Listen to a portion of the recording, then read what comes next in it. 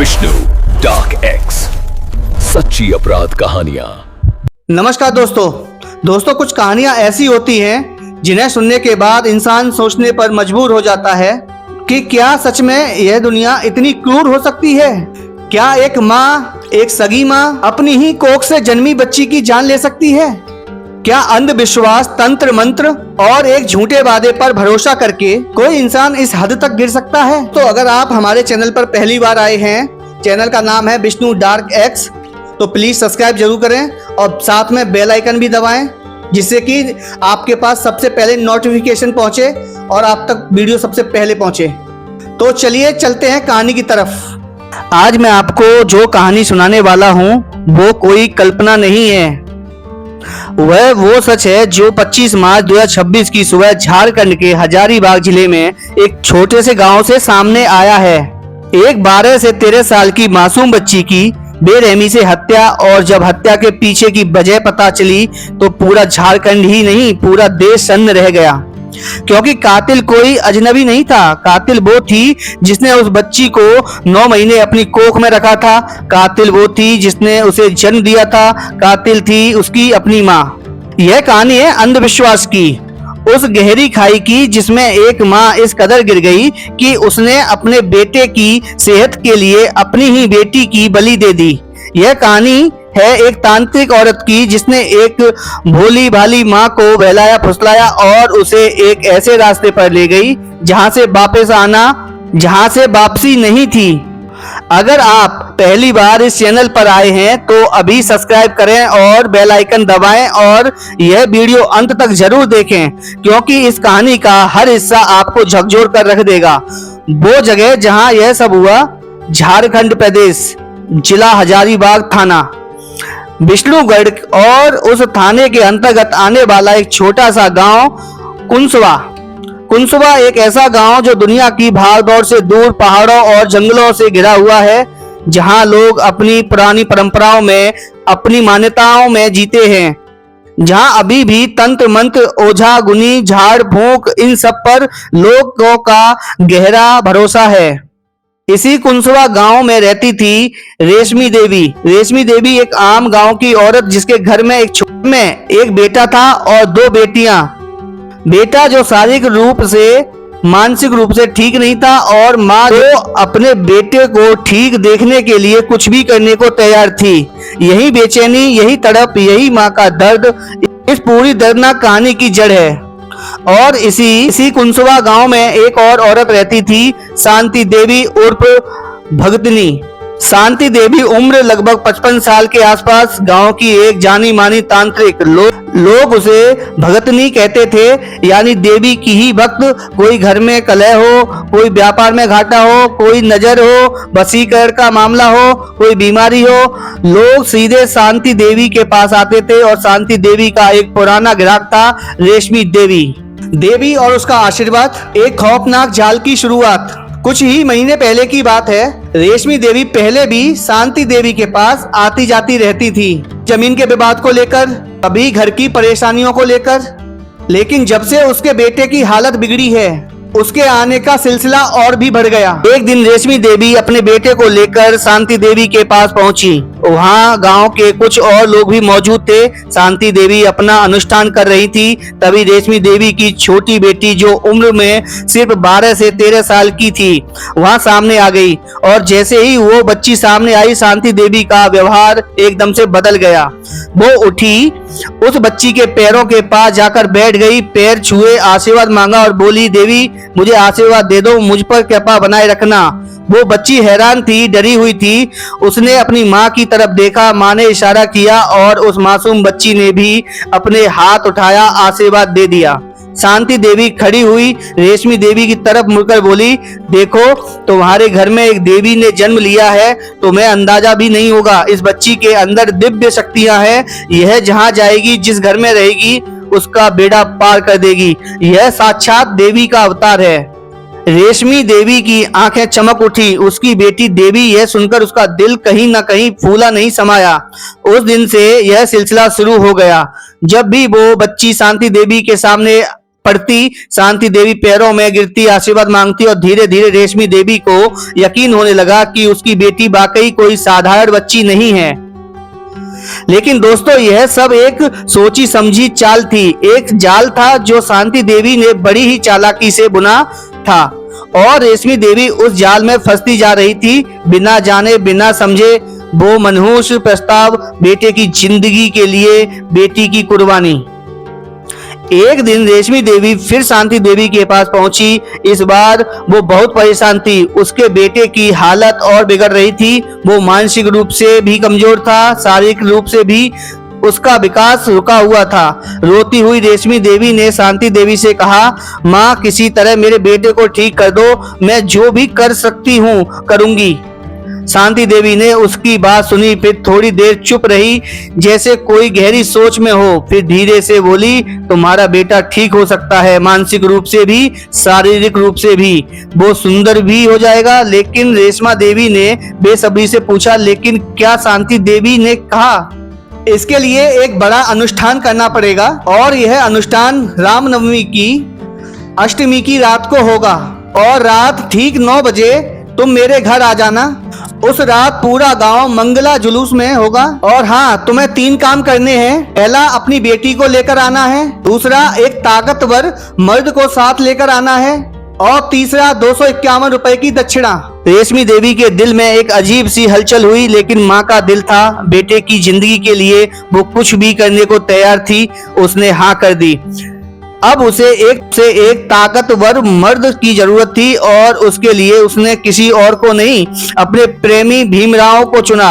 गांव के लोगों के मुताबिक रेशमी देवी का पति मुंबई में रहता था, वही मजदूरी करता था, लेकिन गांव में रेशमी देवी के भीमराम से लगभग 10 साल से प्रेम संबंध थे।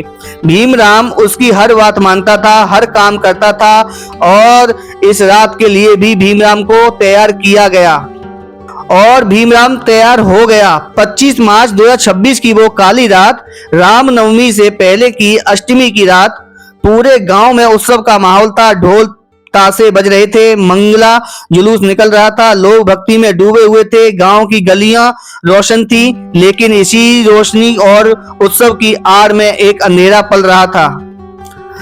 रेशमी देवी ने उस रात अपने बड़े बेटे और बड़ी बेटी को मंगला जुलूस में छोड़ दिया और अपनी 12 से 13 साल की छोटी बेटी को लेकर भीमराम के साथ रात ठीक 9 बजे शांति देवी के घर पहुंच गईं।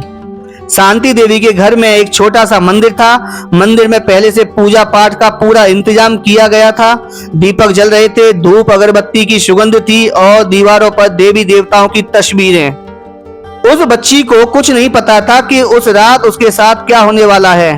पहले उस बच्ची को काजल लगाया गया, फिर माथे पर सिंदूर, फिर उसे इलायची का दाना दिया गया खाने के लिए। वो मासूम बच्ची जो समझ नहीं पा रही थी कि यह सब क्या हो रहा है, उसने इलायची खा ली। पूजा पाठ शुरू हुई, तंत्र मंत्र के उच्चार होने लगे, माहौल अजीब हो गया था और फिर उस बच्ची को एक जगह लिटाया गया। शांति देवी ने उससे कहा, बेटा आंखें बंद कर लो, जब तक हम ना कहें आंखें मत खोलना। उस मासूम ने आंखें बंद कर ली और फिर जो हुआ उसे सोचकर भी रूह कांप जाती है। शांति देवी ने भीमराम को इशारा किया। भीमराम ने उस बच्ची का गला पकड़ा और जोर से दबाना शुरू कर दिया। उस मासूम बच्ची ने चीखने की कोशिश की, झटपटाई अपनी जान बचाने के लिए, हाथ पांव भी मारे, लेकिन उसकी सगी मां रेशमी देवी ने उसके पैर पकड़ लिए, अपनी ही बेटी के पैर पकड़ लिए। बाहर ढोल ताशे बज रहे थे, जुलूस चल रहा था, गांव उत्सव में था और इस घर के अंदर एक 12 साल की बच्ची अपनी जान बचाने के लिए लड़ रही थी, अपनी मां से, अपने मां के प्रेमी से और एक तांत्रिक औरत से। एक तरफ मां के हाथ में बेटी के पैर पर थे, दूसरी तरफ भीमराव के हाथ उसके गले पर, और शांति देवी मंत्र पढ़ती रही। चंद पलों की जद्दोजहद के बाद वो मासूम बच्ची शांत पड़ गई। बच्ची जो कुछ देर पहले जिंदा थी, मां के साथ आई थी, आशीर्वाद दे रही थी, अब इस दुनिया में नहीं थी। हत्या के बाद का खौफनाक मंजर। जैसे ही उस बच्ची ने दम तोड़ा, शांति देवी के अनुष्ठान का अगला हिस्सा शुरू हुआ। शांति देवी ने रेशमी देवी से कहा, इसके कपड़े उतार दो। रेशमी देवी, जिसने अभी अभी अपनी बेटी की जान जाते देखी थी, उसने अपनी बेटी के कपड़े उतार दिए। फिर शांति देवी ने एक बांस का टुकड़ा उठाया और उस मासूम बच्ची के निजी अंग में बांस डाल दिया। बार बार इस दौरान मंत्रों का उच्चारण जारी रहा। फिर भीमराव से कहा गया कि इसका खून चाहिए। भीमराव ने पहले से रखे एक पत्थर को उठाया और उस बच्ची के सिर पर दे मारा। खून निकला और उस खून को उस मासूम के शरीर पर ही लेप लगाया गया। मंत्र पढ़े जा रहे थे, अनुष्ठान होता रहा और जब यह सब पूरा हुआ तो शांति देवी ने रेशमी देवी को देखा और मुस्कुराकर कहा, अनुष्ठान पूरा हो गया, चिंता मत करो, तुम्हारा बेटा ठीक हो जाएगा। इस बच्ची की लाश को उठाया गया और पास में जो मिडिल स्कूल था उसके पीछे बांस की जो घनी झाड़ियां थी वहां फेंक दिया गया। रात के अंधेरे में खामोशी से जैसे कोई कूड़ा फेंका जाता है और रेशमी देवी घर लौट आई अपने बेटे और बड़ी बेटी के पास। 25 मार्च 2026 लगभग सुबह के 8:30 बजे से रेशमी देवी की छोटी बेटी गायब थी। गांव में तलाश हुई, घर घर, गली गली और खेत खलियान हर जगह। और फिर मिडिल स्कूल के पीछे बांस की झाड़ियों में वो बच्ची मिली। लेकिन जिस हाल में वो मिली उसे देखकर जो भी वहां था उसका कलेजा कांप गया। शरीर पर कोई कपड़ा नहीं था, पूरा बदन खून से सना हुआ था और जो चोटें थी उन्हें देखकर लोगों को लगा कि इस बच्ची के साथ गैंगरेप हुआ है।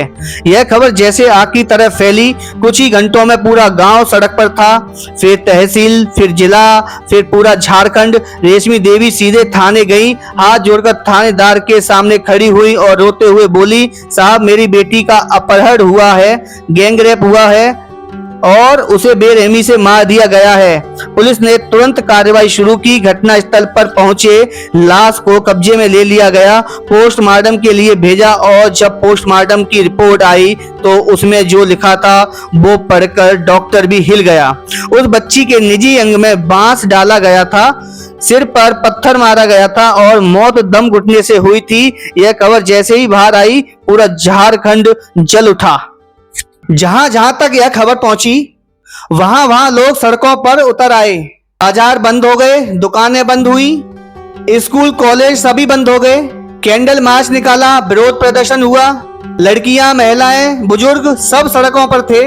गांव हो या शहर, हर जगह लोगों ने बेइंतहा गुस्सा था। लोग कह रहे थे कि इन हत्यारों को पकड़ो और फांसी दो। इसी बीच एक लड़के का वीडियो वायरल हो गया जो नंगी तलवार लेकर सड़क पर उतर आया था। वो कह रहा था, चाहे मुझे फांसी के फंदे पर क्यों न चढ़ा दिया जाए, मैं इन कातिलों के टुकड़े टुकड़े कर दूंगा। यह वीडियो पल भर में पूरे सोशल मीडिया पर फैल गया।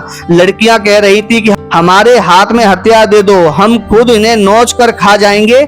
दिल्ली के निर्भया कांड की याद ताजा हो गई। लोग कह रहे थे कि जैसे दिल्ली में हुआ वैसे ही झारखंड में हुआ है। 3 दिन तक उस बच्ची की लाश का अंतिम संस्कार नहीं होने दिया गया। लोग धरने पर बैठे थे। भारतीय जनता पार्टी के विधायक, सांसद, नेता सब सड़क पर उतर आए। हाई कोर्ट में स्वतः ही संज्ञान लिया। राष्ट्रीय महिला आयोग ने भी इस मामले को संज्ञान में ले लिया। राज्य महिला आयोग भी सक्रिय हो गया। पुलिस पर जबरदस्त दबाव था। एसडीओपी बैजनाथ प्रसाद ने नेतृत्व में एसआईटी का गठन किया गया। डीआईजी, एसपी, डीसी सभी आला अधिकारी मौके पर पहुंचे। लोगों को समझाया गया, शांति बनाए रखें, हम जल्द खुलासा करेंगे। लेकिन लोगों का गुस्सा काबू में नहीं आ रहा था। 12 घंटे से ज्यादा बाजार बंद रहे। पुलिस की जांच और एक नाम का खुलासा, शांति देवी उर्फ भगतनी। पुलिस पर हर तरफ से दबाव था। एक के बाद एक कई लोगों को हिरासत में ले लिया गया, लेकिन कोई सफलता नहीं मिली। तब पुलिस ने एक अहम कदम उठाया। रेशमी देवी के मोबाइल की सीडीआर यानी कॉल डिटेल रिकॉर्डिंग गई, सीडीआर खंगाली गई, कॉन्टेक्स्ट देखे गए और साथ ही गांव में पुलिस के मुखबिरों को सक्रिय किया गया। मुखबिर तंत्र और सीडीआर दोनों से एक नाम सामने आया, शांति देवी उर्फ भगतनी। पुलिस को पता चला कि रेशमी देवी और शांति देवी के बीच बड़ा गहरा संपर्क था और यह भी पता चला कि शांति देवी एक तांत्रिक है जिसके पास गांव के लोग अपनी समस्याएं लेकर जाते हैं। पुलिस ने शांति देवी को हिरासत में लिया और साथ ही रेशमी देवी को भी। पूछताछ शुरू हुई और जब दोनों से बारी बारी से बात की गई तो एक और नाम सामने आया, भीमराव। पुलिस ने भीमराव को हिरासत में ले लिया। अब वो तीनों पुलिस की गिरफ्त में थे और पूछताछ में जो सच सामने आया वो पूरे देश को हिला देने के लिए काफी था। पूछताछ में सच का खुलासा जो सुनकर रूह कांप जाए। जब तीनों से अलग अलग पूछताछ की गई और जब उनकी कहानियां एक दूसरे से मिलाई गईं, तो पूरी तस्वीर साफ हो गई। शांति देवी ने रेशमी देवी को यकीन दिलाया था कि अगर वो अपनी बेटी की बलि दे दे तो उसका बेटा पूरी तरह ठीक हो जाएगा, मानसिक रूप से भी, शारीरिक रूप से भी। रेशमी देवी ने, एक माँ ने अपने बेटे की जिंदगी के लिए अपनी ही बेटी की बलि दे दी। भीमराव, जो रेशमी देवी का 10 साल पुराना प्रेमी था, उसने उस बच्ची का गला दबाया और रेशमी देवी अपनी खुद की बेटी के पैर पकड़े ताकि वो झटपटा ना सके। पूछताछ में एक और चौंकाने वाला खुलासा हुआ। भीमराव, जो कि इस हत्या में शामिल था, पहले भी 2 हत्याएं कर चुका था। एक बार उसने अपनी भाभी की हत्या की थी और एक बार किसी और की, यानी कि वो एक आदतन अपराधी था। यह भी सामने आया कि जब दक्षिणा की बात हुई तो रेशमी देवी 251 रुपए की जगह सिर्फ 20 रुपए दे पाई थी। इस पर शांति देवी नाराज हुई थी, लेकिन अनुष्ठान फिर भी हुआ। गिरफ्तारी और देश भर में गूंज। 1 अप्रैल 2026 पुलिस ने इस पूरे मामले का खुलासा किया और तीनों आरोपियों को गिरफ्तार कर लिया।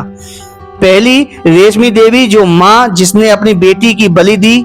दूसरा, भीमराव, रेशमी देवी का प्रेमी, जिसने बच्ची का गला दबाया। तीसरी, शांति देवी उर्फ भगतनी, जो तांत्रिक, जिसने यह पूरा षड्यंत्र रचा। जैसे ही खुलासा हुआ, पूरे झारखंड का माहौल एक पल में बदल गया। जो लोग हत्यारों को फांसी देने की मांग कर रहे थे वो चुप हो गए, क्योंकि हत्यारा कोई बाहरी नहीं थे। हत्यारे उस बच्ची की अपनी मां थी, उसकी अपनी दुनिया के लोग थे। राष्ट्रीय महिला आयोग ने इस मामले में अपनी जांच जारी रखी। हाई कोर्ट ने भी पुलिस की जांच रिपोर्ट मांगी। पूरे देश में इस घटना की चर्चा हुई। अखबारों में, टीवी में, न्यूज चैनलों पर, सोशल मीडिया पर, हर जगह एक ही सवाल था, यह कैसे हो सकता है? वो मासूम बच्ची जिसका कोई कसूर नहीं था। दोस्तों, इस पूरी कहानी में सबसे दर्दनाक बात यह है कि उस बच्ची का कोई कसूर नहीं था। वो 12 से 13 साल की एक मासूम थी, जिसे नहीं पता था कि उसके आसपास की दुनिया उसे धोखा दे रही है। जो माँ उसे दुनिया की हर बुराई से बचाती है, वही माँ उसकी जान की दुश्मन बन गई थी। उस रात पूरा गांव जुलूस में था, उत्सव मना रहा था। उसी रात एक बच्ची तड़प रही थी, अपनी जान बचाने की कोशिश कर रही थी, लेकिन उसके पास कोई भी नहीं था। जो माँ उसे बचाती, वो खुद उसे मरने दे रही थी। एक माँ ने अपने बेटे की जिंदगी के लिए अपनी बेटी की जिंदगी ले ली। यह सोचकर ही दिल रो पड़ता है। इस कहानी से हमें क्या सबक लेना चाहिए? दोस्तों, यह कहानी सुनाने का उद्देश्य किसी को परेशान करना नहीं है, किसी का दिल दुखाना नहीं है, बल्कि यह कहानी हमें 3 बड़े और जरूरी सबक देती है। पहला सबक, अंधविश्वास के बारे में। तंत्र मंत्र, ओझा गुनी, बलि, यह सब झूठ है। कोई भी इंसान किसी बलि से ठीक नहीं होता। कोई तांत्रिक अनुष्ठान किसी बीमारी का इलाज नहीं है। अगर आपके घर में कोई बीमार है तो उसे डॉक्टर के पास ले जाइए, तांत्रिक के पास नहीं। शांति देवी ने एक माँ की कमजोरी का फायदा उठाया और एक मासूम की जान ले ली। दूसरा सबक, जांच पूरी होने से पहले भीड़ का न्याय मत करो। जब यह घटना सामने आई तो लोग तुरंत सड़कों पर उतर आए, नंगी तलवारें लेकर, नारे लगाते हुए लेकिन तब किसी को पता नहीं था कि असली कातिल कौन है। पुलिस का वक्त दो, जांच होने दो, क्योंकि जब सच सामने आया तो सबको पता चला कि यह कोई बाहरी नहीं, माँ खुद थी। तीसरा सबक, पुलिस पर दबाव से गलत नतीजे निकल सकते हैं। जब मीडिया ट्रायल होता है, जब भीड़ का दबाव होता है, तो कभी कभी पुलिस जल्दबाजी में गलत केस के दर्ज कर लेती है। असली कातिल बच जाते हैं और बेगुनाह फंस जाते हैं। इस बार पुलिस ने दबाव में रहते हुए भी सही तरीके से जांच की और असली कातिलों तक पहुंची। दोस्तों, आपने यह कहानी सुनी झारखंड के हजारीबाग जिले के कुसुम्बा गांव में 25 मार्च 2026 की रात जो हुआ, वो इंसान के माथे पर एक काला दाग है। माँ ने अपने बेटे की जिंदगी के लिए अपनी ही बेटी की जान ले ली। एक तांत्रिक ने मां की कमजोरी का फायदा उठाया, एक मासूम को मौत दिलाई और एक प्रेमी ने एक बच्ची का गला दबाया। 1 अप्रैल 2026 को तीनों गिरफ्तार हो गए। रेशमी देवी, भीमराव और शांति देवी उर्फ भगतनी। अदालत तय करेगी कि इन्हें क्या सजा मिलेगी, लेकिन वो 12 साल की बच्ची जो इस दुनिया में नहीं है उसे वापस कौन लाएगा? आप इस पूरी घटना के बारे में क्या सोचते हैं? क्या एक माँ वाकई इस हद तक गिर सकती है? अंधविश्वास को आप किस नज़र से देखते हैं? अपनी राय कमेंट बॉक्स में जरूर बताएं। यह वीडियो अगर आपको अच्छी लगी हो तो इसे शेयर करें अपने दोस्तों के पास। चैनल को सब्सक्राइब करें। चैनल का नाम है विष्णु डार्क एक्स और साथ में बेल आइकन दबाएं। हम जल्द ही लौटेंगे एक और ऐसी सच्ची कहानी के साथ। तब तक आप अपना और अपनों का ख्याल रखें, सुरक्षित रहें और अंधविश्वास से दूर रहें। जय हिंद।